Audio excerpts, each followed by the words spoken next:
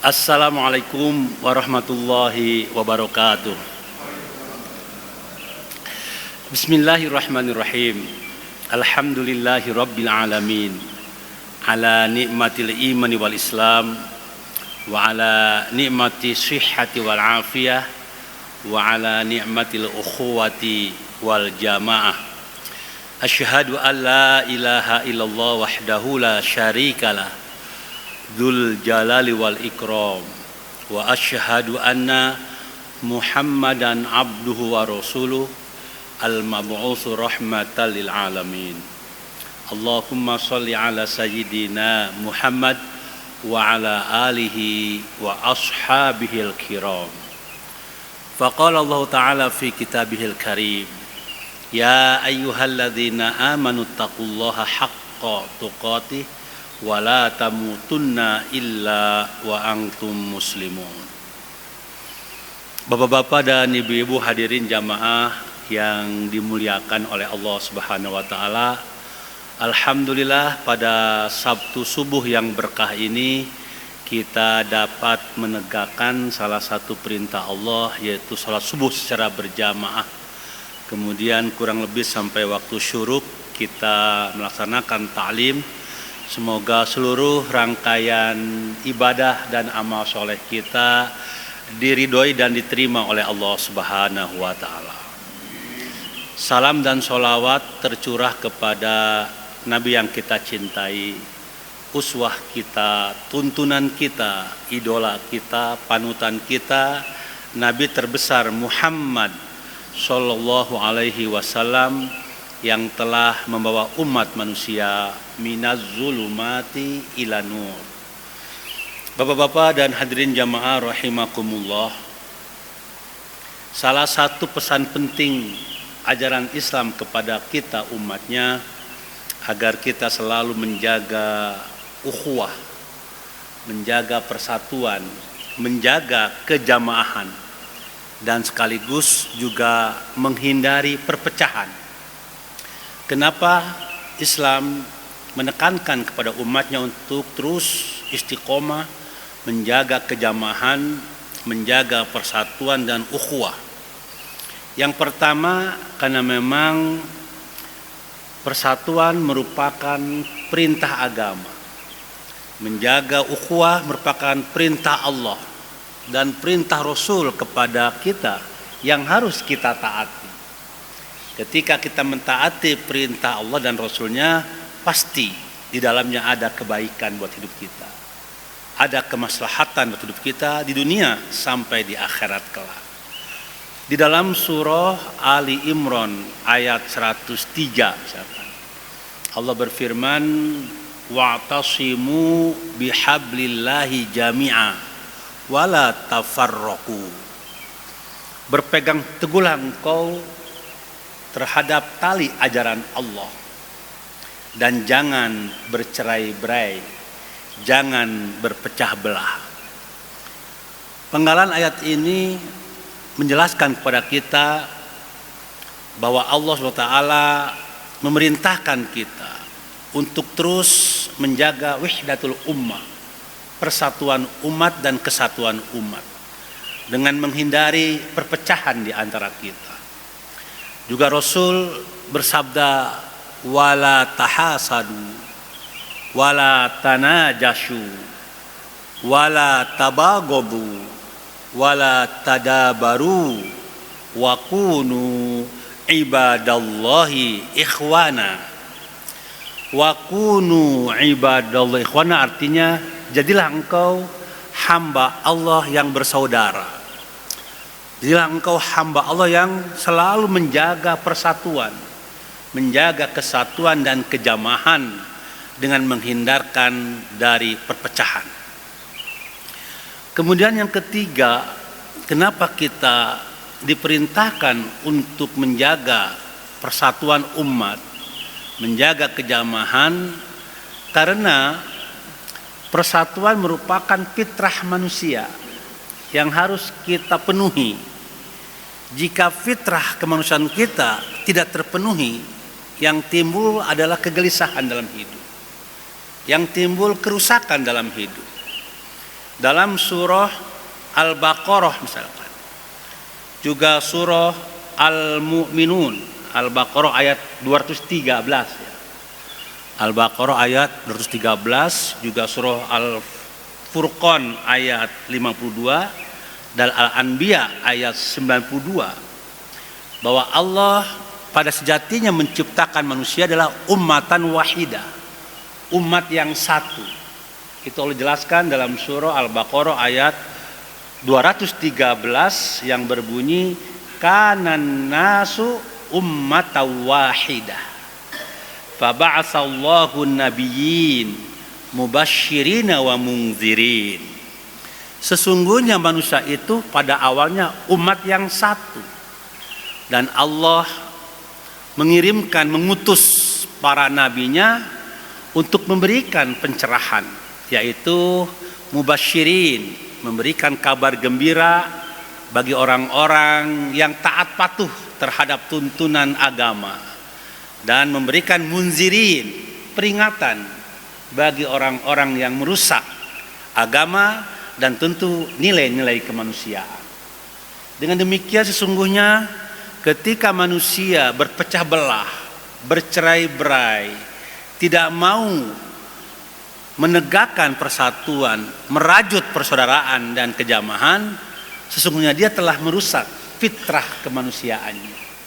Dan jika fitrah manusia itu dirusak, maka akan terjadi kerusakan dalam kehidupan. Dengan demikian maka adalah merupakan sebuah keniscayaan, keharusan bagi manusia untuk terus berikhtiar memelihara, menjaga, merajut persatuan, memelihara, menjaga kejamahan dan ukhuwah di antara kita, agar fitrah kemanusiaan itu terpelihara, terjaga, sehingga menimbulkan kehidupan yang baik di dunia dan tentu akhirnya selamat di akhirat kelak.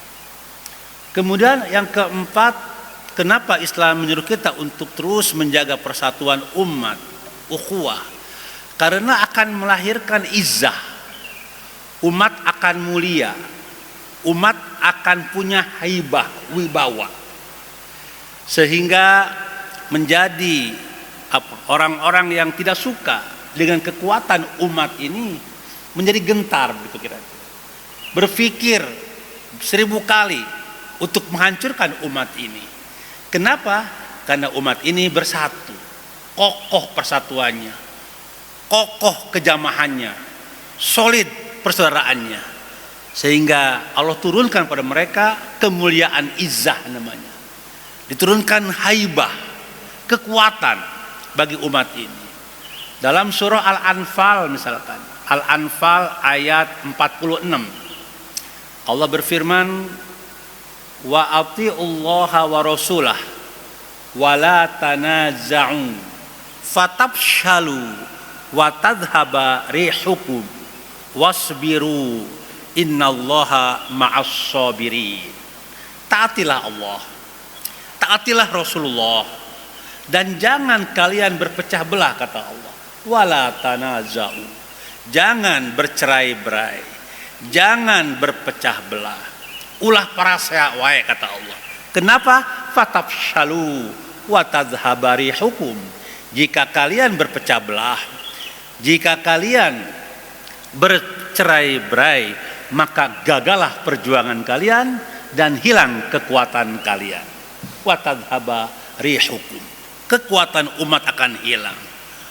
Kemuliaan umat akan hilang disebabkan karena perpecahan atau juga perceraian umat di muka bumi ini.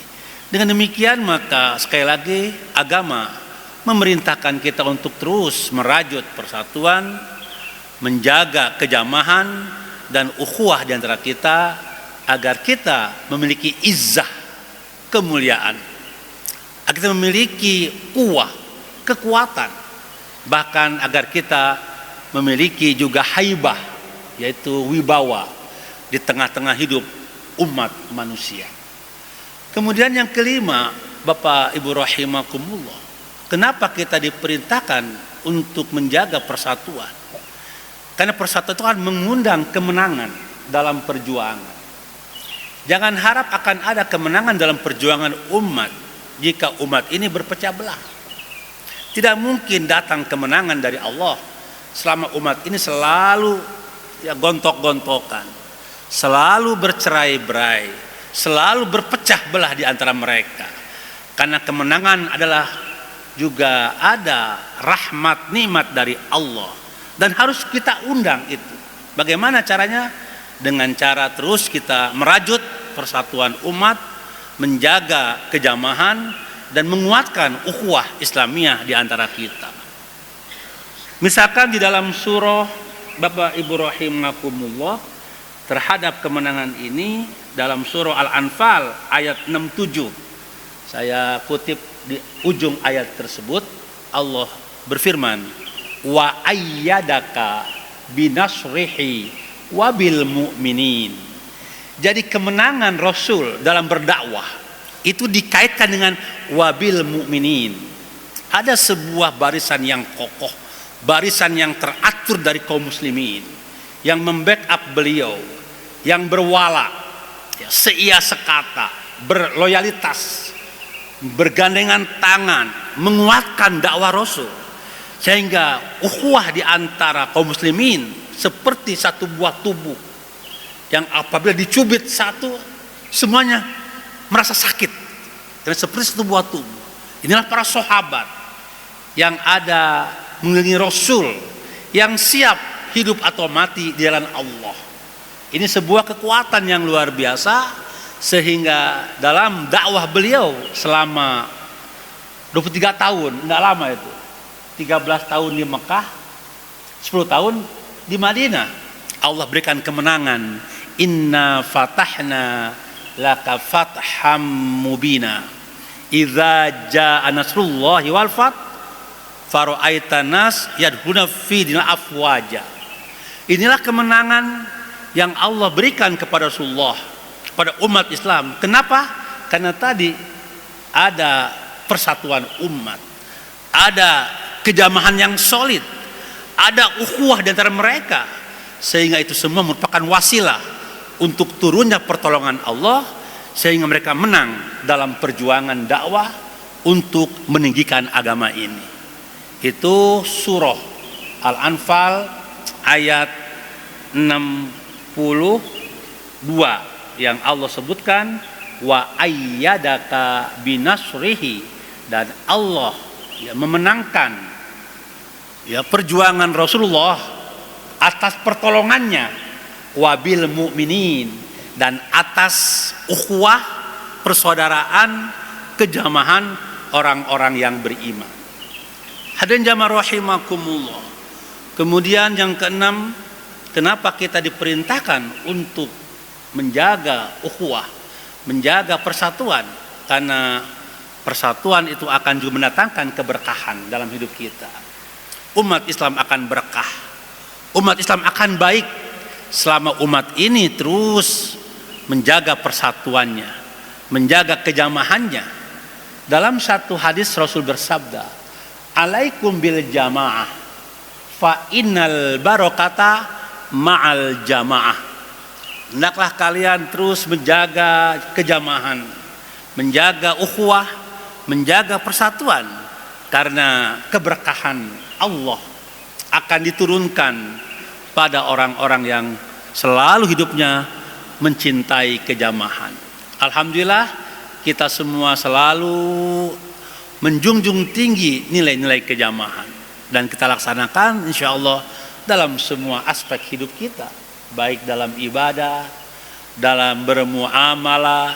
Dalam ibadah tentu hari ini kita tadi juga berjamaah sholat, karena memang perintah Allah warka'u ma'ar raki'in, itu Al-Baqarah 43, wa aqimus sholah wa atuz zakah warka'u ma'ar raki'in. Tapi kejamahan pun tidak hanya dalam ibadah sesungguhnya, tapi bisa kita implementasikan dalam semua aspek hidup kita. Misalkan dalam muamalah, dalam ekonomi, kita harus menguatkan ekonomi umat, sesama umat, sesama yang punya yang satu akidah, sehingga kita berkembang bersama-sama dalam masalah ekonomi. juga dalam masalah siasah barangkali ya, dalam masalah politik untuk saling menguatkan dan lain sebagainya. Sehingga dengan kita berjamaah dalam semua aspek hidup kita, baik dalam ibadah, dalam ekonomi muamalah, dalam siasah politik, dan dalam semua aspek hidup kita, maka insya Allah keberkahan Allah tercurah pada umat ini. Sebagaimana Rasul mengatakan, alaikum bil jamaah fa innal barakata ma'al jamaah. Hendaklah kalian selalu menjaga persatuan, menjaga kejamahan, karena keberkahan Allah akan turun pada orang-orang yang suka cinta berjamaah. Di dalam surah As-Saff ayat 4, Bapak Ibu rahimakumullah, ternyata orang-orang yang hidupnya selalu berjamaah, menjaga persaudaraan, menjaga persatuan, itu akan juga dicintai oleh Allah. Allah cinta pada mereka, Allah sayang pada mereka, Bapak Ibu rahimakumullah. Dan kita tahu, jika Allah sudah mencintai hambanya, tentu akan melindungi hambanya, menjaga hambanya, membackup hambanya. Jangankan Allah yang maha pengasih, yang maha penyayang, kita saja manusia yang serba terbatas ya. Ketika kita mencintai seorang, menyayangi seorang, tentu kita akan menjaga orang tersebut. Mencintai anak misalkan, mencintai cucu misalkan, ya tentu apa yang ya menjadi kebutuhannya kita juga ikut memperhatikan, akan menjadi keselamatannya kita menjaganya. Ini kita manusia yang terbatas, rasa cinta itu ada kepada orang yang kita cintai. Allah yang tak terbatas, maha ar-rahim, ar-rahman ar-rahim, maha kasih, kasihnya tak pernah pilih kasih, maha sayang, sayangnya tak terbilang, tanpa batas. Itu Allah Rabbul Alamin, pemilik alam semesta. Jadi kalau Allah mencintai hamba-hambanya, insya Allah Allah akan mencukupi kehidupan kita dan menjaga hidup kita. Bagaimana mengundang kecintaan Allah? Di antaranya adalah selalu kita menjaga persatuan, menjaga ukhuwah, menjaga kejamahan dalam semua aspek, termasuk dalam perjuangan kita di dunia ini. Dalam surah As-Saff ayat 4, Allah berfirman, innallaha yuhibbul ladzina yuqatiluna fi sabilis saffa ka'annahum bunyanum marsus. Innallaha, sesungguhnya Allah, yuhibbu, apa? Yuhibbu, cinta, senang, sayang. Kepada siapa? Alladzina yuqatiluna fi sabilihi saffa. Orang-orang yang berjuang di jalan Allah dalam sebuah barisan yang teratur, bukan kerumunan. Ya, ada kerumunan itu kan banyak tapi nggak teratur ya. Sekali gebrak bercerai-berai gitu. Tapi ini tidak, sebuah barisan yang teratur, yang solid, yang terstruktur ya, yang kuat, yang rapat, sofa. Maka Allah sebutkan ilustrasinya. Bagaimana barisan yang kuat ini? Ka'annahum bunyanum marsus. Seperti bangunan yang kokoh, yang terekat satu sama lain, yang tidak mudah digedor, tidak mudah diruntuhkan. Itu namanya sofa, bunyanum marsus. Bapak Ibu rahimakumullah, ketika kita bersatu seperti bangunan, seperti tubuh. Ini ada juga Rasul mengatakan di dalam satu hadis, al muslimu lil muslimi kal bunyan yashudu ba'dhum ba'do. Nah, itu sama dengan ayat tadi. Tapi ada juga hadis yang lain, orang beriman satu sama lain itu dalam kasih sayangnya, dalam perhatiannya, dalam cinta kasihnya seperti satu buah tubuh. Masalul mu'minina fi tarahumihim wa ta'atufihim wa tawaddihim kal jasadil wahid. Seorang mukmin perumpamaannya dalam kasih sayangnya, dalam perhatiannya, dalam cintanya seperti satu buah tubuh. Kalau satu anggota tubuh sakit, maka semuanya akan terasa sakit. Itu Rasul ilustrasikan. Persaudaraan seperti itu harus. Kalau saudara tadi kita berdoa di dalam salat subuh terakhir, kunut nazilah, ya. Jadi imam membaca waktu itu, ya Allah, tolonglah, ya. Allahumma ansur juyushal muslimin fi Filistin. Palestina jauh, nun jauh di sana. Saya pun belum pernah ke sana. Tapi doanya selalu kita panjatkan kepada Allah. Untuk siapa? Saudara kita yang sedang berjuang di sana, yang sedang terjajah kan oleh Israel, yang setiap hari dibombardir, dibunuh. Bahkan sekarang konon sudah mencapai berapa 30.000 yang syahid, ya. Kira-kira kurang lebih begitu sekalian. Kenapa kita mendoakan mereka? Padahal bukan satu negara, bukan etnik kita, karena persaudaraan yang diikat dengan tauhid, dengan akidah. Dengan demikian maka kita mendoakan. Itulah orang yang beriman. Ketika saudaranya itu sakit, disakiti, harusnya dia merasa sakit juga. Karena orang beriman itu seperti sebuah tubuh. Kalau anggota badannya sakit, maka semuanya akan terasa sakit. Itu Rasulullah. Maka dengan demikian, jika kita sudah sampai ke tingkat itu, maka insya Allah dan pasti akan turun kecintaan Allah kepada kita. Itu surah As-Saff ayat 4. Innallaha yuhibbul ladzina yuqatiluna fi sabil saffa ka'annahum bunyanun marsus. Bapak Ibu rahimakumullah, bahkan di dalam satu hadis juga Rasul bersabda, yadullah fauqal jamaah. Kekuatan Allah itu akan terlihat, akan turun ketika kita solid dalam kejamahan kita, solid dalam persatuan kita. Artinya umat ini akan kuat, umat ini akan selalu bersama Allah, gitu ya. Ketika kita selalu dalam kejamahan, selalu dalam ukhuwah dan menjaga wahdatul ummah, persatuan umat. Hadirin jamaah rahimakumullah, kalau juga kita melihat syariat Islam, ya, jadi kalau kita melihat syariat Islam, baik yang bersifat ubudiyah maupun yang bersifat muamalah, munakahat, apapun namanya, pasti di situ ada spirit kejamahan, spirit persatuan. Tadi saya sampaikan surah Al-Baqarah ayat 43. Yang namanya sholat itu kan bersifat individual, hablum minallah maksudnya. Tapi begitu pentingnya kejamahan sampai diwajibkan juga kita sholat berjamaah. Tergantung nanti, kalau Imam Malik kan wajib berjamaah bagi laki-laki kan, hukumnya fardu ain. Ada juga yang mengatakan apa, sunnah mu'akkadah, itu paling tidak sunnah mu'akkadah itu kan, bagi yang laki-laki yang sehat nggak ada udzur syar'i itu berjamaah. Karena memang ayatnya selalu begitu. Perintah Al-Quran tentang sholat itu menggunakan jama' banyak. Apa?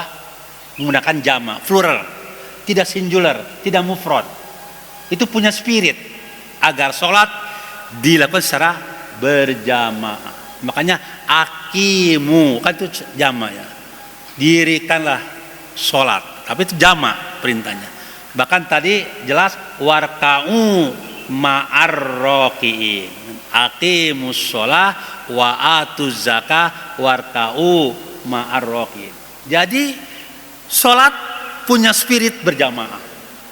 Artinya apa? Umat Islam tidak boleh cerai-berai.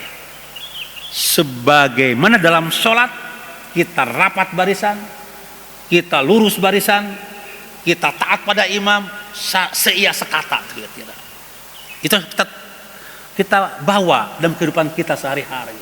Nilai-nilai sholat ini. Puasa tentu juga syarat dengan spirit kejamahan. Karena kita bersama-sama, lapar bersama, dalam waktu bersama, buka bersama, mulainya juga bersama, semuanya. Puasa punya spirit kejamahan sekalian. Tidak ada kan orang yang berpuasa satu kelompok sampai asar, yang satu sampai maghrib, yang satu sampai isya. Tidak, semuanya sama. Dari semenjak terbit fajar sampai tenggelam matahari. Itu kan nilai kejamahan. Zakat, apalagi zakat, itu syarat dengan pesan-pesan agar kita punya empati, ya, punya apalagi kepedulian antara umat ini. Apalagi haji itu muktamar dunia Islam itu kan, yang kumpul satu tempat dengan gerakan, kaifiat yang sama, pakaian yang sama, tujuan yang sama, gerak yang sama, ucapan yang sama. Itu semua syariat Islam itu memiliki spirit kejamahan. Maka tidak ada alasan umat Islam untuk berpecah, umat Islam untuk bercerai-berai. Karena seluruh tuntunan agama itu menyuruh kita untuk terus menegakkan kejamahan, ukhuwah dan persatuan di dalamnya. Bapak Ibu rahimakumullah, dengan demikian maka sekali lagi mari kita terus merajut persatuan umat. Kita terus memelihara, menjaga kejamahan kita agar solid, agar kuat. Untuk terus memelihara ukhuwah, persaudaraan umat ini. Bagaimana caranya? Yang pertama adalah selalu menjaga tauhid. Karena tauhid akan melahirkan keikhlasan. Jadi jadikan Allah sebagai sentral hidup kita. Landasan hidup, tujuan hidup hanyalah Allah. Inna sholati wa nusuki wa mahyaya wa mamati lillahi rabbil alamin. Itu Al-An'am ayat 162 dan 163 ya. La syarikalah. Itu yang kita ikrarkan setiap hari, bahwa Allah menjadi sentral hidup kita. Sehingga dengan tauhid yang kuat, tauhid yang kokoh, lahirlah keikhlasan dalam hidup. Kalau hidup ini ikhlas, insya Allah tidak terganggu apapun yang menjadi gangguan sekeliling kita. Kenapa engkau beribadah? Karena Allah. Kalau ada orang yang muji, nggak mengurangi itu, ya, niat kita karena Allah. Ada orang yang mencemooh, nggak mengganggu juga. Kenapa? Karena niatnya lillahi ta'ala, lillahi rabbil alamin. Jadi orang yang ikhlas itu tidak GR ketika dipuji dan tidak pundung, tidak jatuh ketika dicaci gitu kira-kira.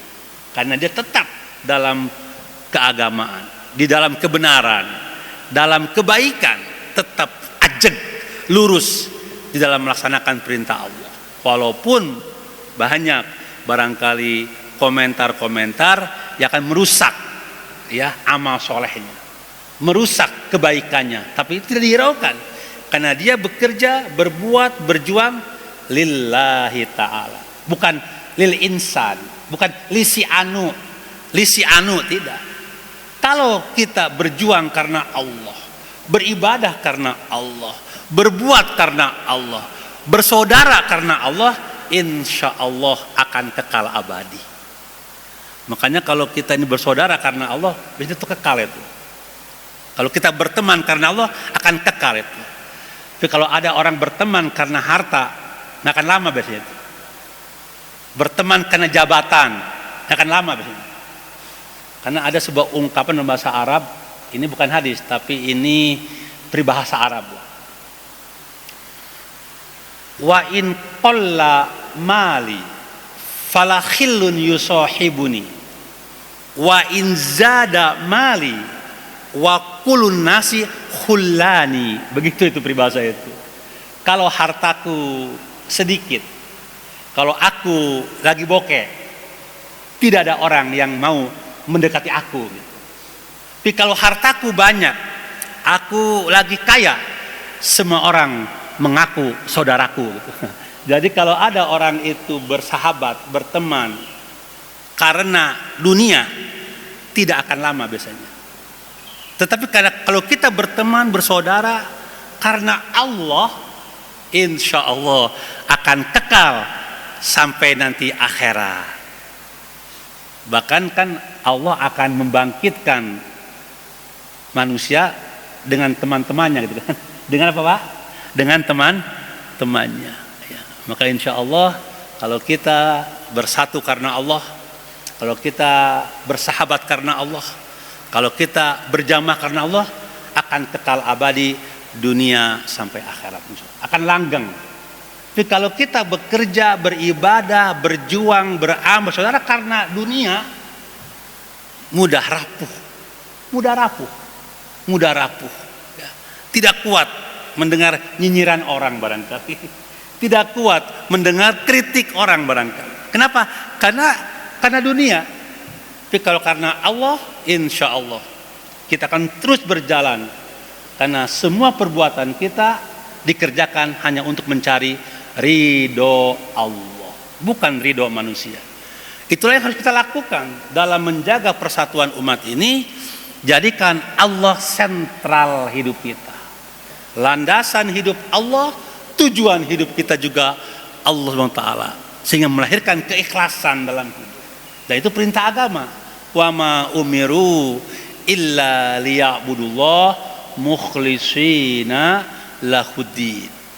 Dan orang yang ikhlas itu biasanya orang yang punya kuwatul indifa, self confident namanya, kekuatan jiwa ya. Jadi pertahanan dirinya kuat ya. Tidak bisa mudah dijatuhkan ya, tidak mudah dicemooh, tidak mudah, karena dia punya pertahanan yang kuat. Kenapa? Karena tujuannya Allah, yang dia lihat hanyalah Allah. Selama langkahnya sesuai dengan tuntunan agama, itu yang dia pegang. Kecuali mungkin kalau dia bermaksiat kepada Allah. Maka langkah yang kedua, agar ukhuwah kita ini kuat, di dalam surah Al-Anfal ayat 46 tadi, kita harus mentaati perintah Allah dan taat kepada perintah Rasulullah Muhammad SAW. Jadi semua umat ini kalau taat kepada Allah, rukunya sama ya, sujudnya sama, muamalahnya sama, ibadahnya sama, konsep siasahnya sama, artinya kafah lah gitu kan. Insya Allah akan turun nikmat Allah, dengan nikmat Allah akan menyatukan hati-hati kita. Karena yang namanya ukhuwah itu urusan hati sebenarnya Bapak sekalian, bukan urusan fisik. Dan hati ini yang bisa membolak-balikan hanya Allah yang punya hati.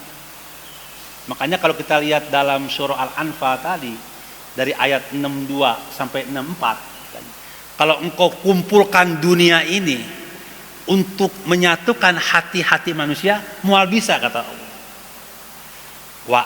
Karena Allah lah yang menyatukan hati manusia. Nah, hati ini harus kepada Allah kita minta. Bagaimana caranya?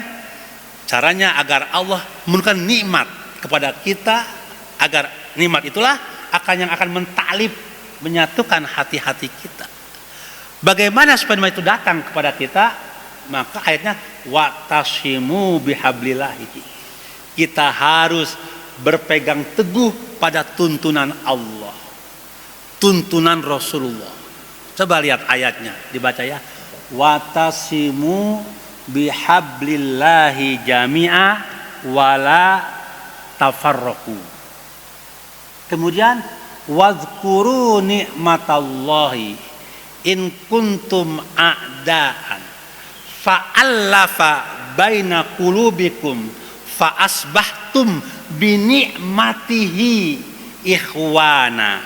Jadi fa asbahtum bi ni'matihi ikhwana. Kita ini bersaudara karena Allah turunkan nikmat pada diri kita. Kenapa nikmat itu Allah turun? Itu untuk menyatukan hati-hati kita. Bagaimana caranya? Tadi wa'tasimu dulu. Hendaklah kita taati perintah Allah, taati perintah Rasulullah, maka Allah akan turunkan nikmat kepada kita, yang dengan nikmat itulah akan tertaklif hati-hati kita menjadi sebuah persaudaraan yang kokoh, yang solid. Itu begitu urutannya dalam surah Ali Imran ayat 103. Maka kiat yang kedua, agar persatuan umat terjaga, umat Islam harus taat kepada Allah dan kepada Rasulnya Muhammad SAW. Jangan harap ada persatuan kalau umat ini masih bermaksiat kepada Allah. Persatuan hanya slogan saja jika umat meninggalkan sholat, jika umat meninggalkan muamalah Islam, jika umat masih menggunakan sistem yang gak sesuai dengan tuntunan Allah dan Rasulnya. Karena sungguhnya persatuan itu adalah ta'liful qulub, bersatunya hati. Dan hati akan bersatu ketika nikmat Allah itu turun kepada kita. Dan nikmat akan turun ketika kita mentaati Allah dan Rasulnya dengan menjalankan segala perintahnya dan meninggalkan segala larangannya. Itu yang Allah sampaikan di dalam surah juga Al-Anfal ayat 46. Allah awali dengan wa atiullaha wa rasulahu. Taatilah Allah dan Rasulnya, wala tanaza'u, jangan kalian berpecah belah, jangan kalian gontok-gontokan. Fatafshalu, kalau kalian berpecah belah, fatafshalu, maka gagalah perjuangan kalian, wa tadhhabari hukum, dan hilang kekuatan kalian, hilang kemuliaan, hilang haibah, karena kita tidak taat kepada Allah dan kepada Rasul Muhammad SAW. Itu Al-Anfal ayat 46.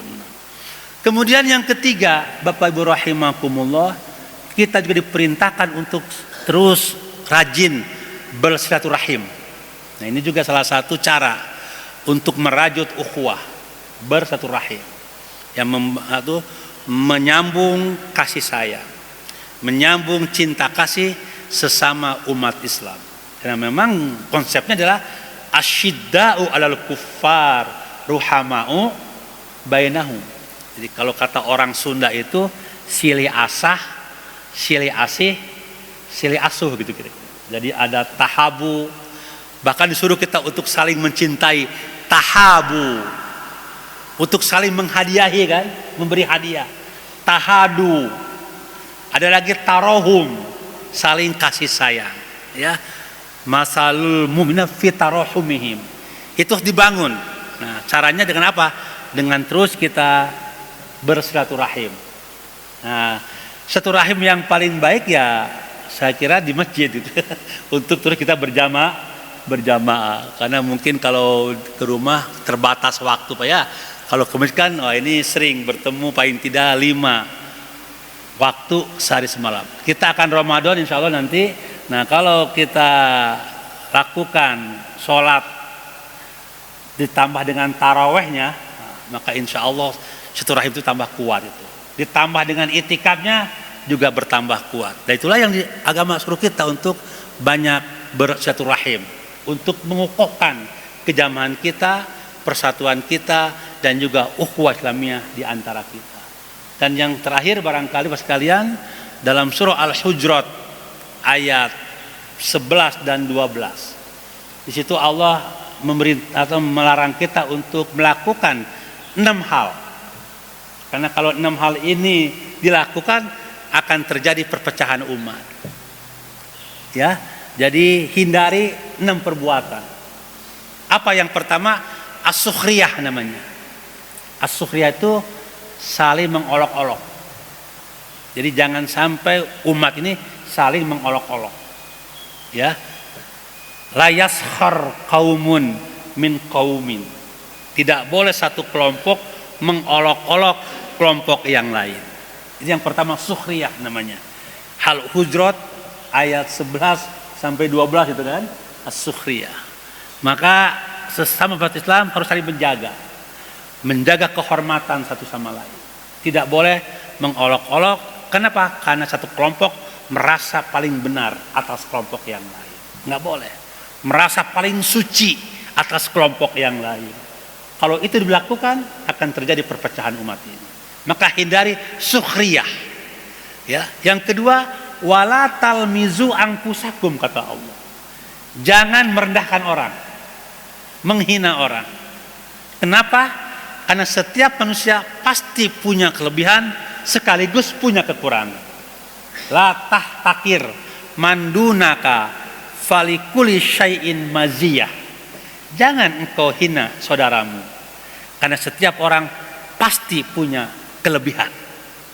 Kelebihan satu orang ada pada kekurangan orang yang lain. Demikian sebaliknya. Maka tidak boleh kita menghina orang, karena setiap orang punya kelebihan dan punya kekurangan. Kalau ada orang itu menghina saudaranya, itu berarti dia telah membuka, merusak ukhuwah, merusak persatuan. Dan yang ketiga, memberikan lakob yang buruk kepada saudaranya, predikat yang buruk. Makanya tidak boleh itu ya. Kalau Rasul kan selalu memberikan predikat yang baik kepada Abu Bakar As-Siddiq, pada Umar Al-Faruq, pada Utsman Dzunurain ya, kepada ada lagi Abbas, kan ada kan? Ya, ada padang pasir kan. Ada Saifullah, kepada istrinya Aisyah Humairo, Humairo. Kan tidak pernah mendengar Rasul mengatakan borokokok gitu kan. Kayak gitu kan, borokokok, ontohot, rorombehen gitu. Nah, itu kan. Karena memang diberikan yang baik-baik ya. Itu akan merajut ukhuwah. Nah, bayangkan kalau kita seorang suami juga kan menyebut kepada istri dengan predikat yang buruk, pasti para syawai diimah gitu kan. Maka agama melarang kita memberikan predikat yang buruk pada sesama. Itu akan merusak persatuan, merusak ukhuwah di antara kita. Itu yang ketiga itu. Yang keempat, jangan suudzon. Umat tidak boleh suudzon. Ya, harus dibangun husnuzon. Husnuzon. Jadi kalau suudzon itu akan a priori biasanya orang. Orang kalau suudzon itu kan orang lain jelek terus gitu kan. Salah terus. Padahal belum tentu ya pada dia kan gitu kan. Orang ketawa salah. Orang cemberut salah. Orang nanya salah. Orang nggak nanya salah juga. Karena suudzon yang dibangun, ya. Nah, tapi kalau husnuzon, insya Allah akan baik-baik saja. Maka kata Allah dalam Al-Quran, jangan berburuk sangka. Inna ba'dozoni ismun, kata Allah. Karena sesungguhnya sebagian suudzon itu adalah dosa. Dan Rasul juga mengatakan, iyyakum wadzona fa inna zona akdzabul hadits. Jauhi engkau suudzon. Nah, suudzon itu adalah sejelek-jelek, sedusta-dusta perkataan, kata Rasul. Untuk itu hindari suudzon, bangun positive thinking, husnuzon, agar terjaga ukhuwah di antara kita. Yang kelima, jangan mencari-cari kesalahan orang. Tajassus namanya, Tajassus. Jangan mencari-cari, mengorek-ngorek kesalahan. Kalau ada kesalahan, watawasau bil haq, itu ada mekanismenya gitu. Ada mekanisme dalam agama kan, datangi, dakwahi, ya, berikan nasihat, bimbing, tuntun, ya, dengan kaulan karimah, kaulan maisuro, kaulan sadida, kaulan sakila, kaulan ma'rufa, kaulan karimah, banyak gitu. Begitu caranya. Jangan justru dicari-cari kesalahannya untuk disebarluaskan sehingga menghancurkan kredibilitasnya, menghancurkan marwah dan muruahnya. Ini akan mengganggu persaudaraan, mengganggu ukhuwah. Maka wala tajassasu. Coba lihat dalam hadis tadi yang saya baca di awal. Wala tanajashu, kata Rasul. Jangan engkau saling curang. Kalau curang, hilang persatuan. Wala tabagodu, kata Rasul. Jangan saling membenci. Tabagodu itu benci. Wala tajassasu. Jangan saling tajassus. Jasus itu namanya spion, Pak. Itu awalnya spion itu kan mencari-cari kesalahan orang itu, tajassus. Ya. Wala tadabaru. Tadabur itu bahasa aslinya itu saling pajiing-jiing lah gitu. Pajiing apa ya bahasa? Membelakangi, saling marah, saling berkelahi, itu tadabaru namanya. Wa kunu ibadallahi ikhwana. Kan begitu ujungnya kan. Jadi tidak boleh kita saling curang, saling mencari kesalahan orang, saling benci dan saling marah. Tidak boleh, kata Rasul begitu. Ini pesan agama pada kita. Itu akan merusak ukhuwah. Dan yang keenam, wala yaghtab ba'dukum ba'do. Jangan juga membicarakan kejelekan saudara kita yang ada padanya. Itu ghibah namanya. Karena ghibah itu akan merusak ukhuwah, merusak persaudaraan. Kan ada Rasul mengatakan, atadruna mal ghibah? Apakah engkau tahu tentang ghibah? Qalu, berkata sahabat, Allah wa Rasul a'lam. Allah dan Rasulnya lebih tahu. Qala, Rasul berkata, ghibah adalah zikruka akhoka bima yakrah. Itu ghibah. Engkau membicarakan kejelekan saudaranya yang ada padanya. Itu ghibah. Jadi kalau kita membicarakan aib saudara kita yang memang dia punya aib gitu, itu ghibah namanya. Ghibah saja dinilai oleh Al-Quran seperti orang yang memakan bangkai saudaranya. Nanti lihat surah Al-Hujurat ayat 12. Ya, ghibah itu kalau orang suka berghibah, gosip lah dia, ngejelekin orang, itu sama dengan memakan bangkai saudaranya. Itu ghibah. Apalagi kalau buhtan. Ada lagi yang kedua, buhtan, Pak. Apa itu buhtan? Engkau membicarakan kejelekan saudaramu yang tidak ada padanya. Itu buhtan namanya. Membicarakan kejelekan saudara kita yang tidak ada padanya. Berarti mengada-ngada kan? Berdusta. Orang itu baik disebut nggak baik. Itu buhtan. Lebih tinggi dosanya dari ghibah. Orang berghibah saja sama dengan memakan bangkai saudaranya. Apalagi buhtan, berbohong atas saudaranya. Ada yang ketiga yang lebih tinggi lagi dosanya. Itu al-ifku namanya. Apa? Ifku, fitnah dalam bahasa kita. Membicarakan kejelekan orang yang tidak ada padanya, menyebarluaskan. Oh, si Anu begini, padahal nggak begitu orang itu. Si Anu nggak baik, padahal baik orang itu. Disebarluaskan sehingga orang ya menstigma orang itu menjadi orang yang buruk sesuai dengan yang difitnahkannya itu. Itu ifkun namanya. Ada 3 tuh istilah tuh. 1 ghibah, 2 buhtan, 3 ifkun. Maka dulu ada namanya hadisul ifki namanya. Ketika Aisyah ikut perang Gutofan, terlambat, ketinggalan barisan, ada sahabat penyapu ranjau lah di belakang, mengiringi beliau, terjadilah fitnah. Ya, waktu itu kan di kota Madinah kan, sampai-sampai Rasul nggak bertanya kan pada Aisyah itu. Sampai turunlah ya ayat yang menyatakan Aisyah itu terjaga, terpelihara.